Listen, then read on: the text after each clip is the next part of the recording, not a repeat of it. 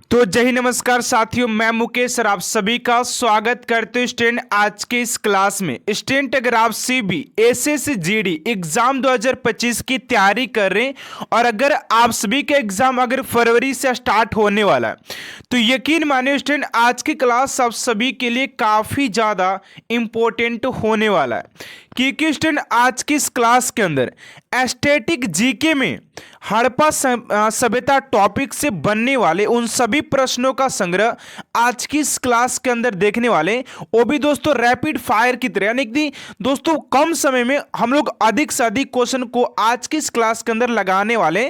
तो आप लोगों से एक ही रिक्वेस्ट है कि 10 मिनट के अंदर आज के वीडियो के अंदर हम लोग हड़प्पा सभ्यता को टोटली खत्म कर देंगे, जहां से कि आपसे कोई एग्जामिनर भाई प्रश्न पूछ सकता है। तो चलिए आज की इस क्लास को स्टार्ट करते हैं आप सभी के पहले प्रश्न के साथ।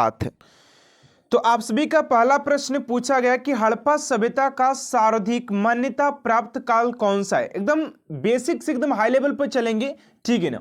तो राइट आंसर हो जाएगा आप सभी का ऑप्शन नंबर बी, यानी कि 2500 ईसा पूर्व से 1750 ईसा पूर्व हो जाएगा।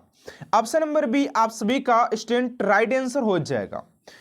चलिए अगले क्वेश्चन की ओर बात करते हैं और फटाफट आप लोग को अगर पता है, अगर जिस क्वेश्चन का आंसर अगर आप सभी को पता होता है तो आप लोग फटाफट कमेंट बॉक्स में आंसर कर सकते हैं कि सर इस क्वेश्चन का आंसर ये होगा, ठीक है ना। चलिए अगले प्रश्न की ओर बात करते हैं आप सभी का। अगला क्वेश्चन है कि सिंधु घाटी सभ्यता निम्नलिखित में से किस सभ्यता के समकालीन नहीं थी। सिंधु घाटी सभ्यता निम्नलिखित में से किस सभ्यता के समकालीन नहीं थी। तो राइट आंसर हो जाएगा आप सभी का ऑप्शन नंबर डी, यानी कि ग्रीक की सभ्यता इसकी समकालीन नहीं थी। बाकी मिस्र की सभ्यता, मेसोपोटामिया की सभ्यता या चीन की सभ्यता सबकी ये समकालीन थी, ठीक है, इस बात को याद रखिएगा। चलिए फटाफट क्वेश्चन को कवर करेंगे क्योंकि हम सभी को 10 मिनट में सारे हड़प्पा सभ्यता को कंप्लीट करना है, क्योंकि ये प्रैक्टिस चल रहा है, यहाँ पर फटाफट एकदम प्रैक्टिस चल रहा है, आप लोग को ज्यादा समय नहीं मिलेगा। आप लोग अगर किसी भी क्वेश्चन का आंसर करना चाहते हैं तो कमेंट बॉक्स में फटाफट आप लोग कर सकते हैं, ठीक है। चलिए अगला क्वेश्चन आप सभी का कि सिंधु घाटी की सभ्यता कहां तक विस्तृत थी। सिंधु घाटी की सभ्यता कहां तक विस्तृत थी। तो राइट आंसर हो जाएगा पंजाब, राजस्थान, गुजरात, उत्तर प्रदेश, हरियाणा, सिंध और बलूचिस्तान आप सभी का राइट आंसर हो जाएगा।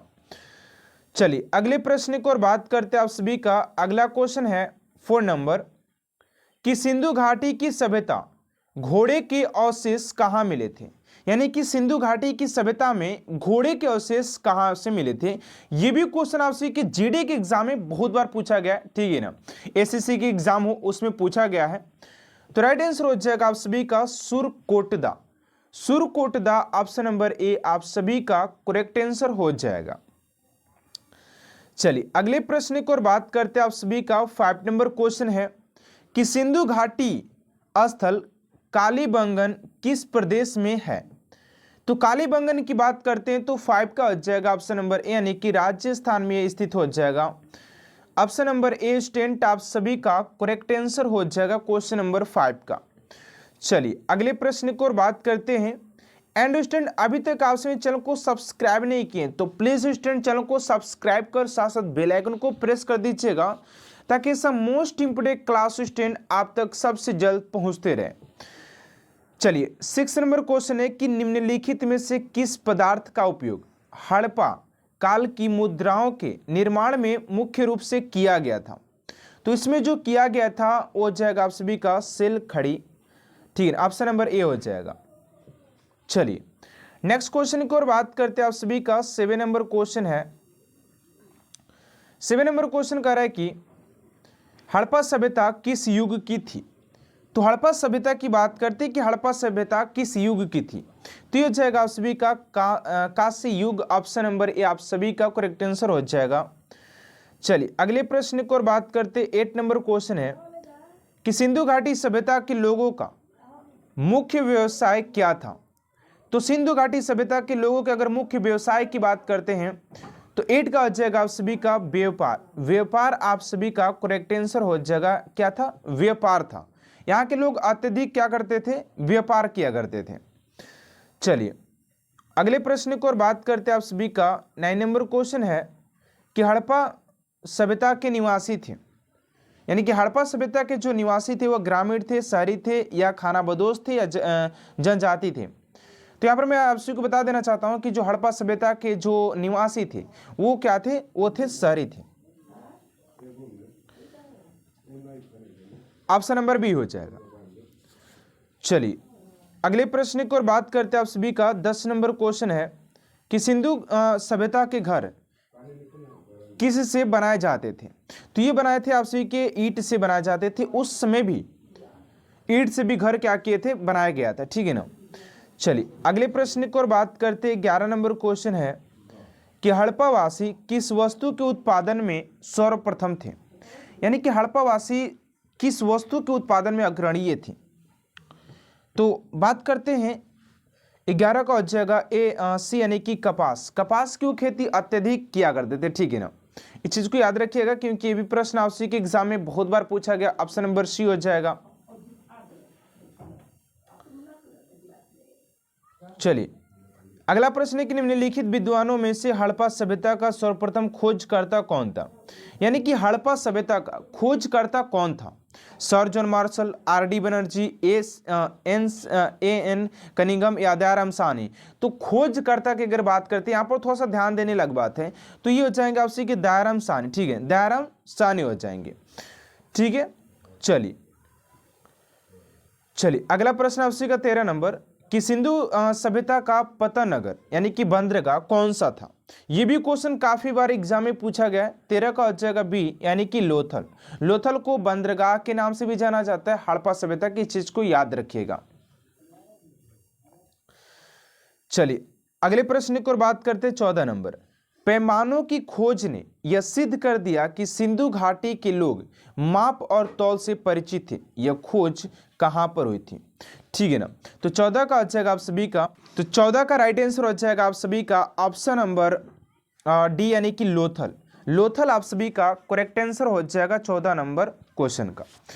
चलिए अगले प्रश्न की ओर बात करते हैं फटाफट, और आप लोग क्लास में जरूर आप लोग कमेंट बॉक्स में जरूर लिखिएगा कि आप सभी को मेरा क्लास कैसा लगता है, ठीक है ना। और आप लोग को अगर लगता है कि मैं ज़्यादा फास्ट करा रहा हूं, तो भाई मैं आप सबको बता देना चाहता हूं कि ये दूसरा क्लास नहीं, ये रिवीजन क्लास है। और आप लोग रिवीजन क्लास में फास्ट रिवीजन करना, ताकि हम लोग हर एक टॉपिक को कवर अप कर पाए। और आज से ये क्लास कंटिन्यू चलेगा, आप सभी को एक टॉपिक हर दिन रिवाइज कराया जाएगा, ठीक है ना।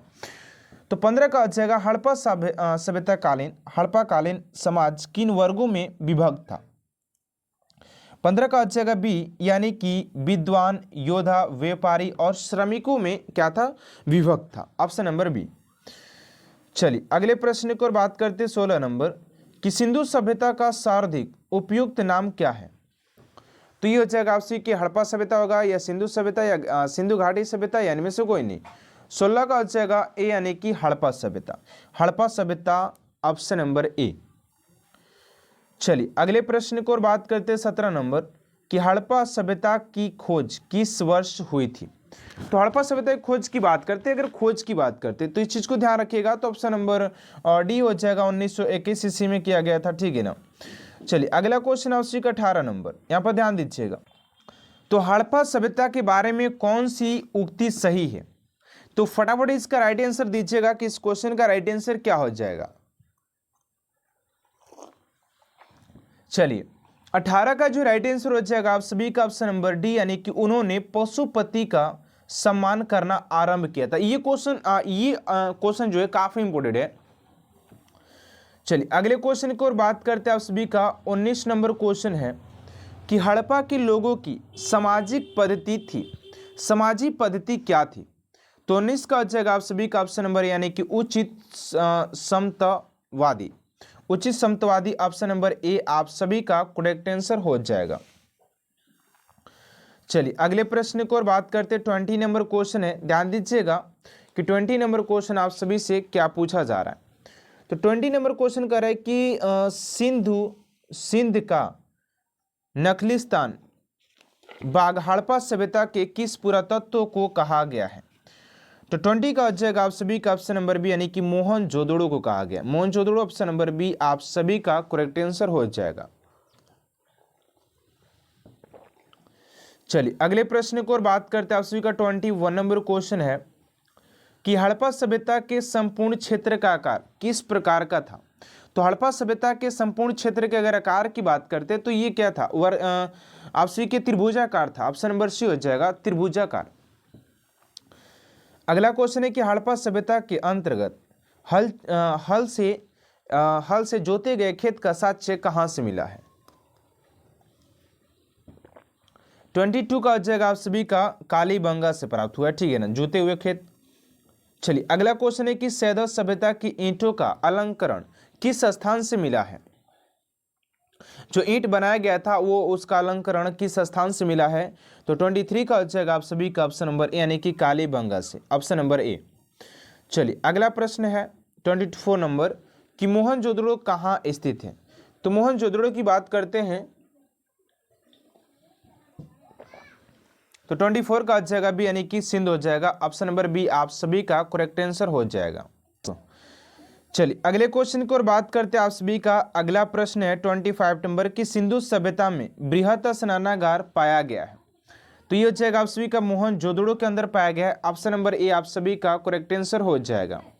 चलिए अगले प्रश्न की ओर बात करते हैं आप सभी का। अगला क्वेश्चन है कि सिंधु सभ्यता की मुद्रा में किस देवता के रामतुल्य चित्रांकन मिलता है। तो 26 का हो जाएगा आप सभी का ऑप्शन नंबर यानी कि आद्य शिव का मिलता है।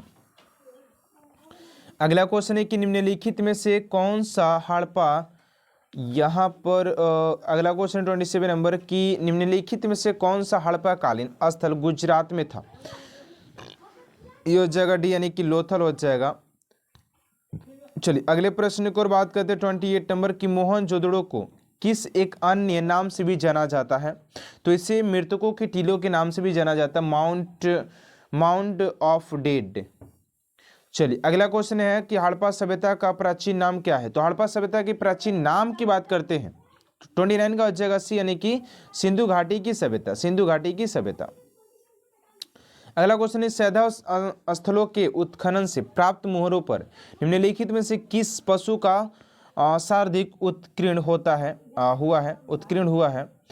तो 30 का हो जाएगा आप सभी का ऑप्शन नंबर सी यानी कि बैल हो जाएगा।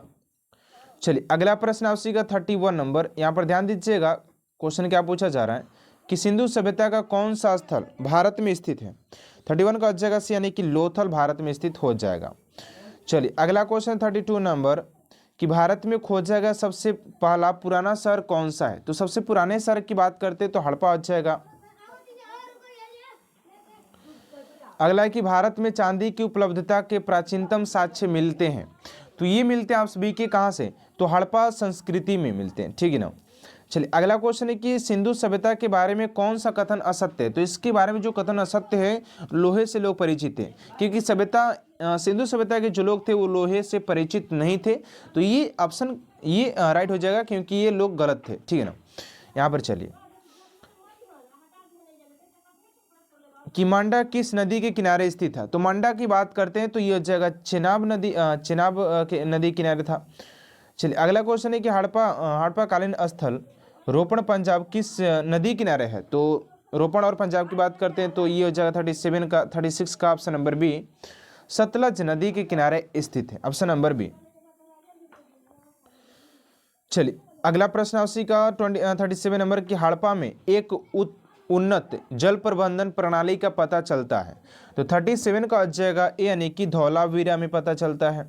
चलिए अगला क्वेश्चन है कि हड़प्पा के मिट्टी के बर्तनों पर सामान्य किस रंग का उपयोग हुआ है। तो लाल रंग का हुआ होता है, ठीक है ना। चलिए अगला क्वेश्चन है कि सिंधु सभ्यता निम्नलिखित में से किस युग में पड़ता है। तो ये जो पड़ता है आपसे कि आदि ऐतिहासिक काल में पड़ता है, ऑप्शन नंबर डी हो जाएगा। चलिए अगला क्वेश्चन है कि सिंधु घाटी सभ्यता की विकसित अवस्था में निम्नलिखित में से किस स्थल में घरों में कुएं के अवशेष मिलते हैं। तो मोहनजोदड़ो हो जाएगा। चलिए अगला क्वेश्चन आप सभी का कि सिंधु सभ्यता को खोज निकालने में दो भारतीय के नाम जो था दयाराम साहनी और राखालदास बनर्जी जो थे। चलिए अगला प्रश्न है कि रंगपुर जहाँ हड़प्पा की समकालीन सभ्यता थी वो कहाँ पर है। तो किसका 42 का हो जाएगा सी यानी कि सौराष्ट्र में। चलिए अगला क्वेश्चन आप सभी का कि हड़प्पा एवं मोहनजोदड़ो की पुरातात्विक खुदाई के प्रभारी थे। तो 43 का आ जाएगा आप सभी का ऑप्शन नंबर बी, यानी कि sir John martial, sir John martial हो जाएंगे। अगला क्वेश्चन है कि निम्न में से किस पशु की आकृति जो मोहरे पर मिली है जिससे ज्ञात होता है कि सिंधु घाटी या मेसोपोटामिया की सभ्यता के मध्य व्यापारिक संबंध थे। तो 44 का आ जाएगा सी, यानी कि बैल। अगला कि सिंधु घाटी के लोग विश्वास करते थे, तो ये जो विश्वास करते थे मातृ शक्ति पर विश्वास करते थे। अगला क्वेश्चन है 46 नंबर की निम्नलिखित में से कौन सा सिंधु स्थल समुद्री तट पर स्थित नहीं था। तो 46 का जाएगा डी, यानी कि कोट दीजी ऑप्शन नंबर डी हो जाएगा। अगला क्वेश्चन निम्नलिखित में से कौन मोहनजोदड़ो की सबसे बड़ी इमारत मानी जाती है। 47 का जाएगा बी, यानी कि विशाल स्नानागार धन कोठार। अगला क्वेश्चन है कि हड़प्पाकालीन लोगों ने नगरों में घरों की विन्यास के लिए कौन सी पद्धति अपनाई थी। तो ये पद्धति जो थी वो 48 का जाएगा सी, यानी कि ग्रीण पद्धति अपनाई थी। चलिए नेक्स्ट क्वेश्चन है फटाफट 49 नंबर की निम्नलिखित पशुओं में से किस एक का हड़प्पा सभ्यता में पाई मोहरों और टेराकोटा कलाकृति में निरूपण अंकन नहीं हुआ था। तो 49 का जाएगा ए, यानी कि शेर। अगला कि हड़प्पावासी किस धातु से परिचित नहीं थे। तो इस क्वेश्चन का राइट आंसर क्या होगा आप सभी को कमेंट बॉक्स में देना है, और आप लोग फटाफट कमेंट बॉक्स में लिखिएगा कि आप सभी को 50 क्वेश्चन में कितना स्कोर आ, और आज के क्लास आप सभी को कैसा लगा। तो मिलते हैं नेक्स्ट क्लास में। Student, thanks for watching my class.